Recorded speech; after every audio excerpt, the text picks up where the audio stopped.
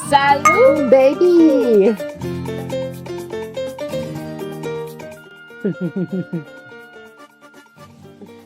All right, welcome back to MoMo on the Move. Today we have two very special guests. We have the one and only Cristina Maria Florez Soto. And then we have Nolan Classen. And that's it. Nolancito, in other words. Today's podcast is very special because we have Miss Cristina. She's moving to Colombia.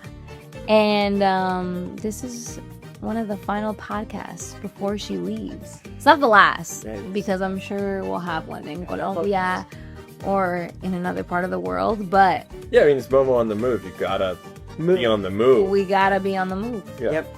So, I'm gonna ask her a few questions. No one's gonna ask her a few questions, but the limit is 10, so don't worry. Oh, we're in like tag team. Drill me. Drill her. Yeah. So you may have seen her as Roxy and Foxy and Roxy and Malas Sicarias, but she's about to go on her own adventure by herself, sola. This is like an interrogation. Yeah. No, this We're is gonna big. beat you up. Yeah. Not too bad, though.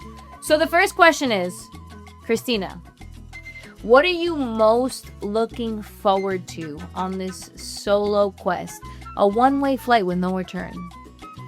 So the thing I've been picturing, honestly, is me in the markets. You in the markets? What does that mean? Like in the markets with the produce. The market for a the man. food. Like I'm so excited for the fruit. I thought like on like a dating market. Yeah, that's exactly what I did. I was like, in the market for a man. Oh, wow. It's like, sheesh. Yeah, I am excited to shop, and like I really want to get back to health. I feel like LA throws you every which way. At least for me, it's been hard to maintain a consistency in like my routine. And I'm excited to dance. I'm excited for the Caleños to teach me how they dance. Tell the guests, where are you going in Colombia? I'm going to Cali, Colombia, and that is where my father grew up until he was 19 years old. And I visited many times, probably around 9 or 10. But this is the first time that I'm going by myself, that I'm going to live, and that'll be there for more than 2 weeks. So, yeah. I love it. I was gonna ask, like, what are you gonna buy in markets? Because I mean, it sounds like you're pretty interested in these mercados. I mean, The aguacates are huge. The avocados. There's chontaduros that have What is like, that? seed inside. It's a palm fruit, and it has a seed inside, and they'll sell them with like honey or salt. It just depends. And the fruits, like they have, Do they have sour? guanabana. that's the one. That's Guanabana? soursop. Yeah, that Is one. that what it's called? In like the English people call it soursop, but why do you say it? Guanabana? Guanabana. Guabana. There's, I mean, maracuya. There's like, we love yeah. passion fruit. yes, there's all these different types of fruit. That's how you say it? Passion fruit is maracuya. Well, for them, they say maracuya. In DR, they say chinola. That's right. Racist. Yeah. Not racist. Chinola.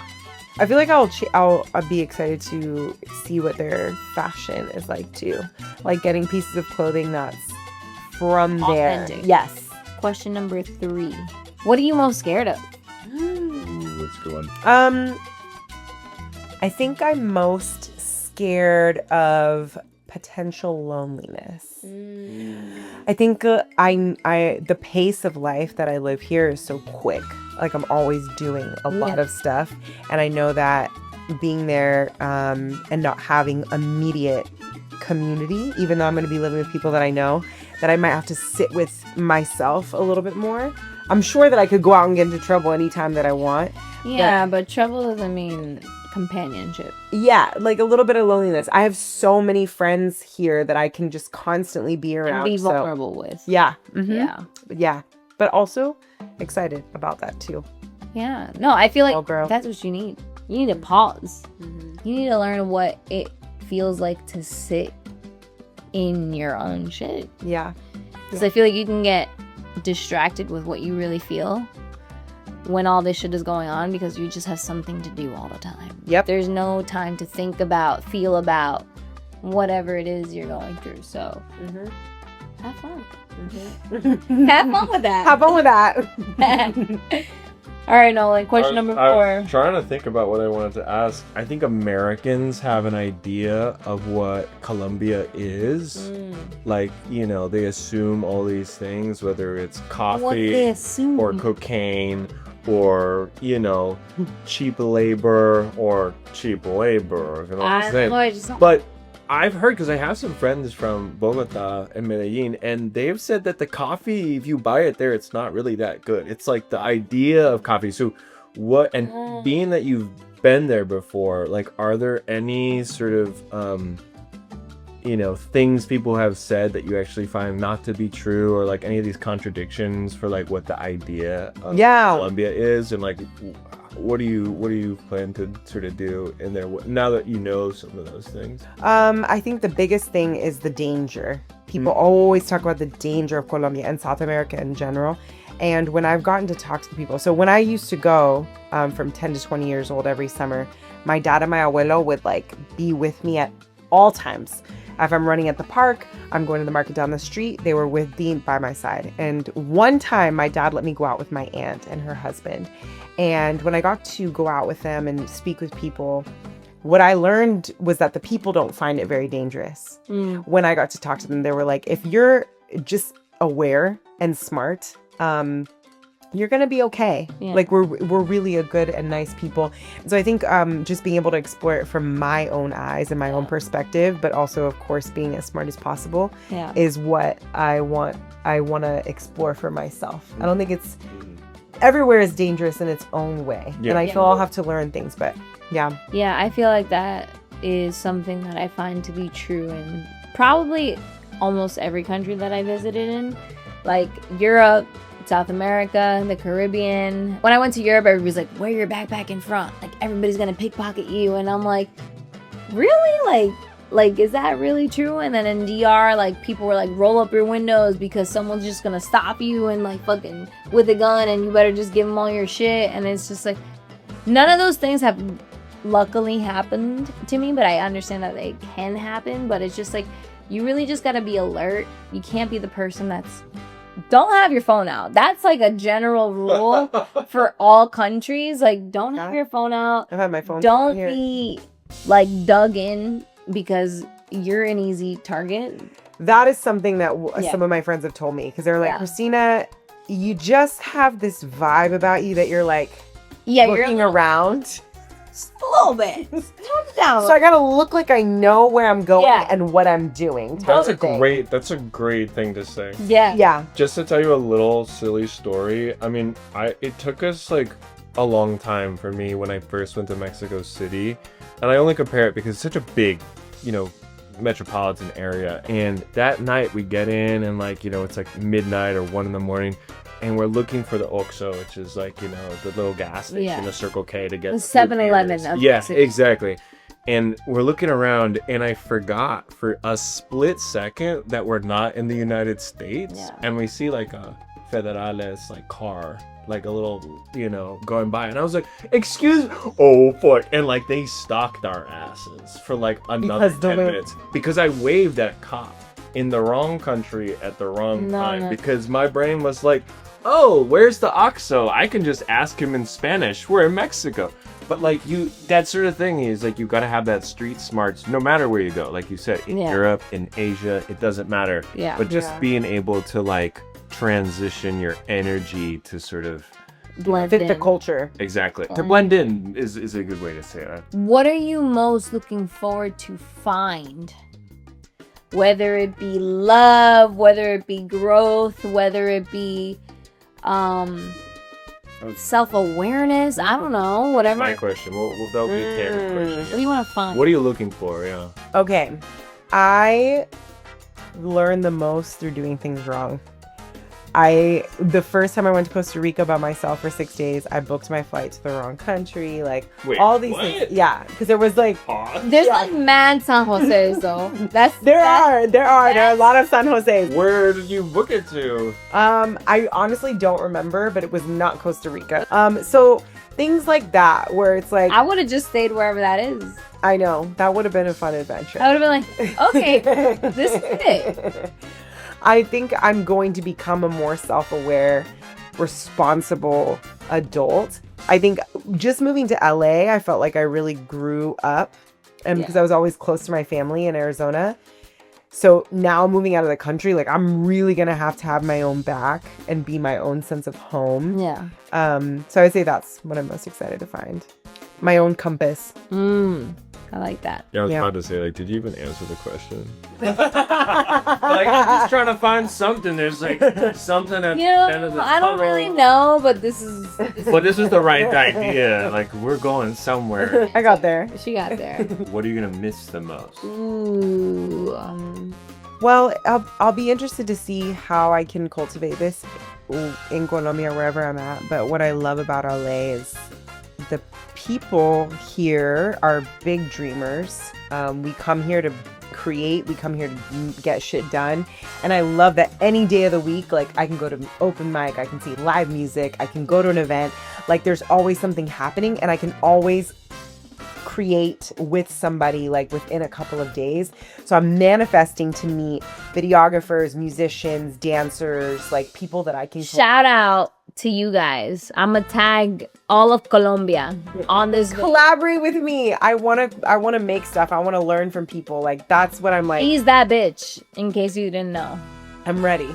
Está lista. Okay, what are you most excited to learn about yourself and about what you do, like what your purpose is in this world? That's a really good question. I'm going to answer it in a few different ways. I'm so excited to come back and be able to speak fucking Spanish all the way. I feel like I've been like at this like middle school, high schooler level where I speak well, but I can't have like a philosophical, moral conversation with people. I want to be able to really like dig deep into. You want to be able to think instead? Yeah. Okay. Yes. And a big reason that I wanted to go was to get more in touch with my purpose. Like I feel like you can't help but be impressed upon in this city. I want to really figure out what is most important to me in this next chapter of my life. I just turned 33 and I'm like, I do music, I like acting, I like dancing, I like writing, but like what is just getting more honed into my purpose and how that matters wherever I am. Yeah. I feel like all of us do multiple things in the arts, you know? Do you ever think that like you stop doing one thing or finding that purpose is ever really obtained? Or do you think it's just a continual search for something? Purpose? Yeah, well, I mean, like also in like as an artist, because like I find that like there are people who really like specify and like really find that like I tried all these things, but this is the one thing I need to do for my life. And Like try ayahuasca. but like, do you think that there is a certain spiritual alignment with like one particular art form that you are looking to pursue, or do you think that it's always an exploration and you will always continue to do all those different art forms?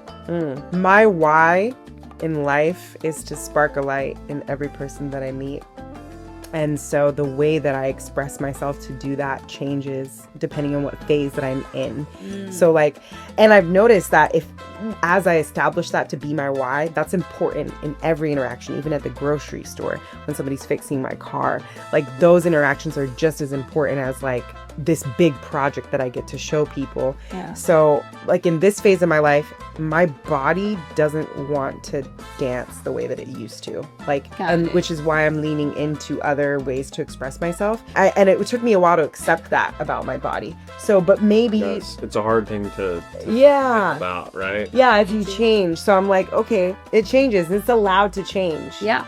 Doesn't mean we're less than, but sometimes it's hard as it dies, that identity part. So I'm okay with, I'm coming into accepting change more than I ever have in my life. And I'm like, I don't know. Let's see how I can impact people the most. We're in the last two. Yeah, I gotta ask a really good one then, because this is my last question.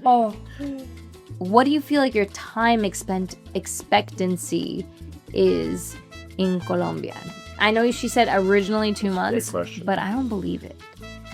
What do you feel in your body? Do you feel like you're gonna go to Colombia, it's gonna be 2 months, and then you're gonna come back to LA, or you're gonna go to Colombia and be like, yo, I'm gonna move here for the rest of my life? Or do you feel like Colombia is the starting point to endless countries? Ooh. So I'm leaning more towards the latter. The last one. So it has to be at least 2 months because that's the thing that I've written down for years. I want to live in another country for 2 months. Okay. Try 3. You need for the being able to like really adapt the language. Really get to it. 3. So 2 months was the minimum. Now that Now I it's 3. just like a week and a half ago, I decided not to sublet my apartment, which was a new addition to the plan because now I have nothing to come back to. So I'm Now selling all my that- stuff. It's terrifying. Yeah, selling my car, all the things. So that actually opens up the opportunity for me to go somewhere else. Like I want to go to Brazil in March with them, possibly learn neuro-linguistic programming, a certification for that in Guatemala next year. Okay. So like what is that neuro-linguistic programming? like when somebody has like an issue with a way of thinking or a belief system, coaching them down to the root problem and being able to kind of work with them like subconscious beliefs. Wow. So as a coach, I don't have any certifications. I have like my college degree, but I've been wanting to get more educated in some form. So that's an opportunity that I have. So I don't know, but now there is no cap. There's no limit. I do imagine myself coming back to LA, but I could also envision a whole year of traveling to different places. Maybe it's 6 months, but I know it has to be at least 2 months. And now that there's no limits and I have literally no husband, no wife, no girlfriend, no boyfriend, no kids, no pets, and no job on the ground. I work completely online. So I'm like, this is the time because I want to do those things. I want those things eventually. So yeah. That was the best question I could have asked. I don't Good, know. really good. I was like, I don't know. Follow up, but like that was like the answer I wanted from this podcast. Oh my god. Oh, that's hard. That's why she's Momo on the move. We were trying to be Nolo on the move here. What was the original thought process for inspiration That is it. behind this adventure? Number one, I've written for years and I wanted to live in another country for 2 months. So that's the seed. Then fast forward, I think ending a 6-year relationship that was on and off, this past time in LA, I was like, you know what? I need to see the world from new eyes and let myself just rejuvenate my soul and my heart. Even if that relationship is something that rejuvenates in the future, I have to, in this moment, let myself see from another, because I could not like think in a new way. And then when I sat down, I told Monica and Thor first. I said, I think I want to go. I'm going to move out of the country. But I didn't say where. But you had helped you. mentioned. I just said like, if there's any place, you should go to a place that is of your Origin. Like, I'm Colombian. It's I'm half meaningful. Colombian. like Yeah. you're Colombian, you're Puerto Rican. It's meaningful. For her to really push her boundaries, I felt like Colombia was a place for her because there is no English. Yeah, it's a lot In more. Puerto Rico, you can get away with speaking English probably the entire time Yep. that you're there. Really? Yeah, Yes. yeah. It's like that. It's Yeah. the American I didn't know. territory. Colombia, no. Yeah. I didn't Something know it like was like that. Colombia, I feel like when I visited, you speak Spanish or you speak dead. Like you gotta learn Yeah. You speak what? dead. Like they're gonna take advantage of you if you don't speak Spanish. Even when they hear an accent, they're gonna take advantage of you. Yep. Spanish that's Colombian, they got you. Spanish that has an accent, they gonna take. You're gonna figure Maybe it they out. got you, maybe they don't. They give you the gringo prices. The gringo, you are gringo to the max. Do not speak English. I promise. Even in the taxi, don't even pick up a phone call in English. I swear to God. That's good for me to know. No, don't. Te llamo ahorita, okay? You're talking to someone who doesn't speak Spanish. I know. Te llamo ahorita. Like, what? Not right now. What do you say? Más tarde. And then she connected me with a friend who lives in Colombia. Yes. And then my other friend, I happen That's to good. say out loud, oh, I'm going to travel. She's like, oh, you should talk to my friend. She's been traveling the world for a year. Happens to live in Colombia. And I was like, you know what? This is where I'm supposed to go. I didn't tell my parents until a month ago, even though I've known for months, because I thought they would freak out. They're actually really happy for me, very supportive. I'm very happy. So I'm like, let's do this. Let's go. I have a little follow-up to that. Do you think that there is a part of living in the city of Los Angeles that promotes this sort of adventurous side in people. Because I have always thought coming to LA was this big adventure on its own. Yeah. The Hollywood, the big city, that sort of energy. And you know, you're from New York, Momo, so like you guys have a different experience coming here. Yeah. But like coming from Arizona, both of us, like LA was like the big West Coast city. Town. Yeah. So, and now, I mean, I've been here for almost 4 years, and you for how long? 9. 9. I mean, 9 years is some time, and you know, we've all traveled and stuff in this time, but like, I don't know, Beatrix and I always think that like there is something about escaping the LA headspace that really gives you context and appreciation for it when you come back, because it could just get kind of suffocating, kind of exhausting. There's this hustle mentality, there's all this other sort of byproducts of living here. There's just so much going on, and it's so commercially marketed, and everything's just intense. It's an intense city, you know. So like, do you think that headspace promotes going to, what do they call it? Hiatus, yeah. Or sabbatical. That's the Eat, one. pray, love. Eat, pray, love. Is what I call it. Yes. The answer is yes. I think moving to LA has blown neurological boundaries.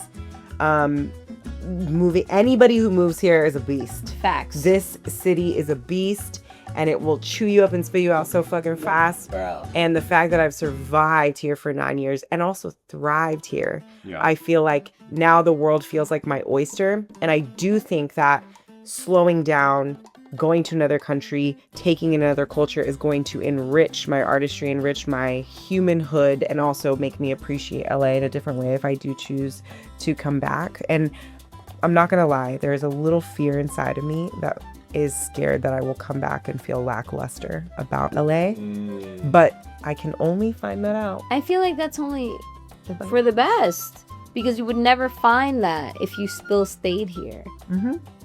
So who knows? Maybe I'll come back and I'll feel energized. Yeah, I don't know. So we'll have to see. TBD. Last final words to leave LA with for your people, for the audience of MoMo on the Move. My last words are, you can do anything that you want. It's only a couple choices away, if not only just one choice away. You don't need anybody to come back to. You don't need to have all of the unknowns known. You can just try it out. I don't believe in right and wrong, absolutely. I believe in just making choices, and I think that it just leads to another opening, and then you'll find out, oh, I didn't like that, or it wasn't for me. But it doesn't have to be right or wrong. And I think when we look at the world as our playground, it can feel a lot less scary. Everybody's our family. Everybody, you know, is somebody that we can connect with and collaborate with and make a home with, if you so allow yourself to open your heart. And there you have it, folks. We have Cristina Maria Florez Soto on our last podcast before she moves to Colombia. And we had Nolancito as our special guest. Peanut Butter's in the background. He's actually behind the camera recording everything. Cristina, my last words for you is have fun, be safe, and live with no regrets. Every choice is for a reason. And my last words are, drink a lot of water and always clean shit. Always clean shit.